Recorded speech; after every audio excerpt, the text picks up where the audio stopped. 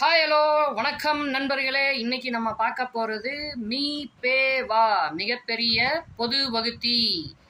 இது ரொம்ப கஷ்டம் அப்படின்லாம் நினச்சிட்டு இருப்பாங்க எல்லாரும். அப்படிலாம் கிடையாது, ரொம்ப எளிமையானது. நான் ஜஸ்ட் உங்களுக்கு சிம்பிளாக சொல்லித்தரேன் பாருங்கள். தொடக்கத்துலேருந்து ஒரு 3 நம்பர் எடுத்துப்போமே. 4, 8, 10, 12 4 நம்பர் வச்சுப்போம். இப்போ இந்த 4, 8, 10, 12 இதற்கான மிகப்பெரிய பொது வகுத்தி அப்படின்னு நம்ம கண்டுபிடிக்கணும்.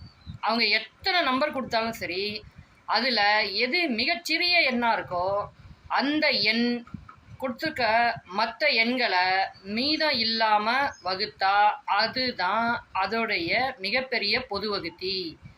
இப்போ நம்ம கொடுத்த நம்பர் 4, 8, 10, 12. இதில் சிறிய நம்பர் 4.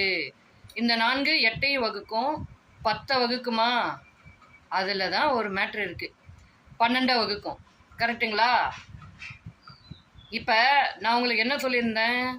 கொடுக்கப்பட்டிருக்க நம்பரில் சின்ன நம்பர் தான் பொது வகுத்தி அப்படின்னு சொல்லியிருந்தேன். நீங்களும் அதை நம்பி ஆமாமான்னு தலையாடுறீங்க. அப்படி கிடையாது.